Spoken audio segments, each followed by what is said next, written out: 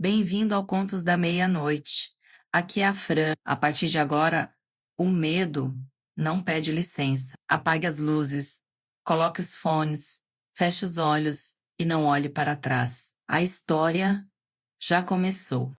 Antes de começar nosso relato, deixe aqui nos comentários de onde você está nos ouvindo. Clarice Drummond não dormia havia 22 dias quando viu a mulher de pé no canto do quarto pela primeira vez.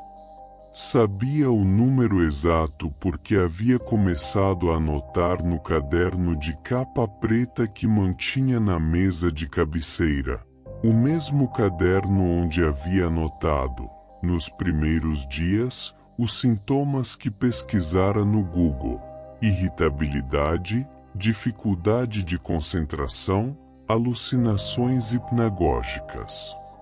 Depois de uma semana, havia parado de pesquisar porque os resultados ficavam cada vez mais sombrios e ela precisava de toda a energia mental restante para funcionar no trabalho. O que havia desencadeado a insônia não era mistério, era o apartamento. O apartamento no 12º andar de um prédio dos anos 1970 no centro de Curitiba, para o qual havia se mudado em março depois da separação, com suas paredes de concreto fino que transmitiam todos os sons dos vizinhos, seu aquecedor quebrado que tilintava na madrugada como um instrumento de câmara tocado por um músico sem talento, e sua janela do quarto que dava para um poste de luz cuja lâmpada piscava com a irregularidade específica de uma frequência que o olho não consegue ignorar, nem, quando fechado, porque a variação de luminosidade atravessa as pálpebras. Clarice havia pedido à administração do prédio para trocar o aquecedor e para comunicar à prefeitura sobre a lâmpada. O aquecedor havia sido trocado na quarta semana, tarde demais. A lâmpada ainda piscava no 22º dia. E naquele 22º dia, às 3 da manhã, com o olho da mente já começando a produzir imagens com a autonomia criativa que o cérebro sem sono desenvolve, ela se sentou na cama e olhou para o canto do quarto e viu a mulher. Era alta e muito magra, magra com aquela magreza que não é de dieta mas de ausência, como se o corpo houvesse perdido substância de dentro para fora. Usava um vestido de cor que a luz fraca da janela não definia com clareza. Podia ser cinza, podia ser azul muito desbotado. Os cabelos eram longos e lisos e caíam dos dois lados do rosto em cortinas paralelas que ocultavam a maior parte das feições.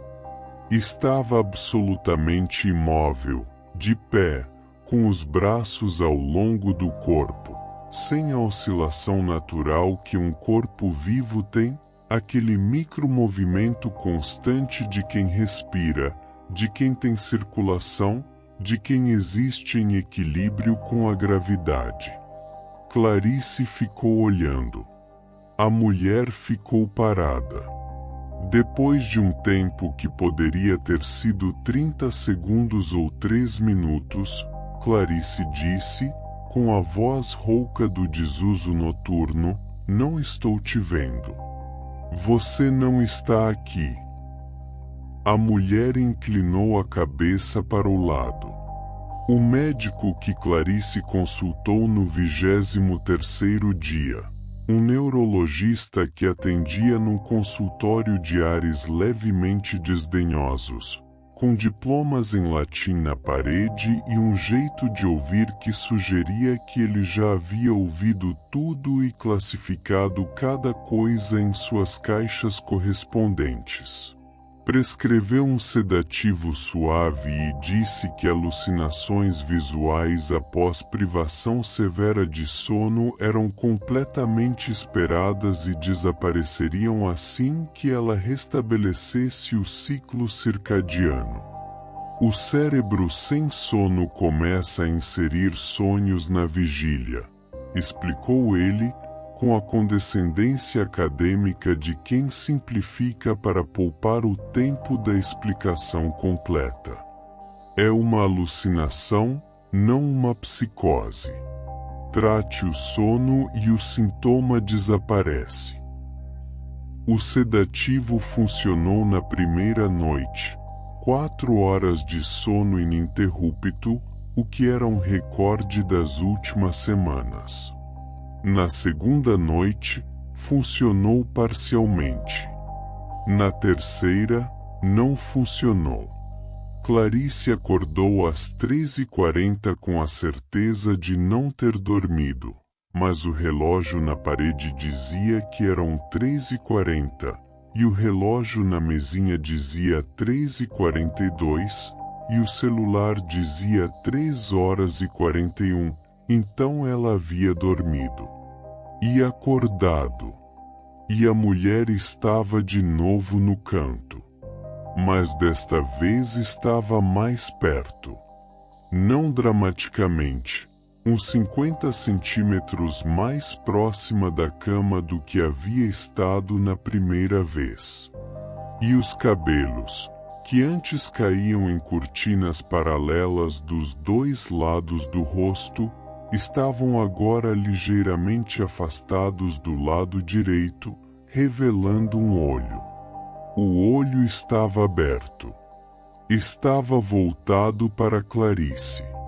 A cor da íris era branca. Não albinismo, não o rosa pálido de um albino, mas branco pleno, opaco, sem pupila visível, como a esclerótica no lugar da íris. E estava voltado para ela com aquela fixidez específica que Clarice, como psicóloga clínica, profissão que exercia há 15 anos e que de nada estava lhe servindo naquele momento, reconhecia como intenção. Era o olhar de algo que estava vendo e querendo que você soubesse que estava vendo. Clarice ligou a luz do quarto. O canto estava vazio. Ela ficou com a luz acesa até o dia amanhecer, sentada na cama com as costas na cabeceira e os joelhos apertados contra o peito, pensando com a lucidez precária de quem tem 23 dias de sono fraturado que havia 2 possibilidades. Ou estava alucinando de modo consistente e progressivo, o que era assustador mas tratável. Ou havia algo naquele apartamento que não estava lá quando a luz acendia, o que era assustador e potencialmente não tratável. A distinção entre as 2 possibilidades, ela sabia muito bem, era psicóloga. Era impossível de fazer de dentro da experiência. Na 25ª noite, a mulher estava do lado de fora da janela. 12º andar. Sem parapeito no lado de lá. Apenas a parede lisa do prédio, a uns 30 metros abaixo, a calçada.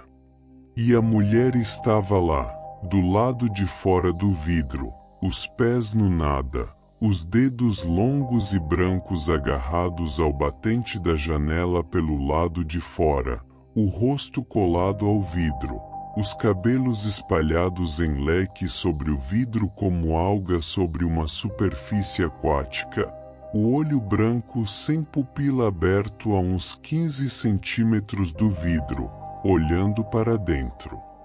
Olhando para Clarice na cama. O vidro estava embaçado da respiração. Mas a exalação vinha de dentro do apartamento. Clarice estava respirando com aquela rapidez do susto, e a névoa do hálito tocava o vidro por dentro. Do lado de fora, onde a mulher tinha o rosto encostado, o vidro estava limpo. Nenhuma névoa, nenhuma exalação. A mulher não respirava. Clarice ficou imóvel por um tempo que seu cérebro não conseguiu estimar. Então, devagar, com o tipo de movimentos deliberados e lentos que se fazem diante de algo que você teme que possa reagir a movimentos bruscos, estendeu a mão para a chave de luz na mesinha. Acendeu. Do lado de fora da janela iluminada, não havia nada. Ela se mudou no dia seguinte para o quarto de hóspedes da casa de uma amiga, levando apenas uma mala. Dormiu 12 horas seguidas naquela primeira noite, com o sono pesado e restaurador de quem finalmente pousou depois de semanas voando sem instrumentos. Não viu a mulher naquelas semanas em que ficou na casa da amiga. Dormiu, se recuperou, voltou ao normal. 6 semanas depois, voltou ao apartamento para buscar o resto dos móveis. Era de tarde, havia sol, e ela levou a amiga junto. Tudo normal. Caixas, fita adesiva, a rotina logística de uma mudança. Estavam quase terminando quando a amiga, olhando pela janela do quarto enquanto carregava uma caixa, disse: "Nossa, aquele piso lá embaixo é de mármore?" Ficou embaçado de uns fungos ou coisa assim. Clarice foi até a janela e olhou para baixo. Na calçada do 12º andar, diretamente abaixo da janela do quarto, havia uma mancha escura no mármore branco, da forma aproximada de um corpo. Da forma de algo que havia caído ali e deixado uma impressão, como um molde, como uma sombra permanente. A amiga disse que devia ser umidade, que os calçamentos do centro tinham aquilo. Clarice assentiu. Mas ela sabia, com aquela certeza que vem de um lugar anterior ao raciocínio, o lugar onde o corpo processa o que a mente ainda está tentando rejeitar, que aquela marca tinha exatamente a forma dos dedos longos e brancos que haviam agarrado o batente de sua janela no 12º andar durante 25 noites seguidas. Nunca mais voltou ao apartamento. Perdeu a caução. Valeu cada centavo.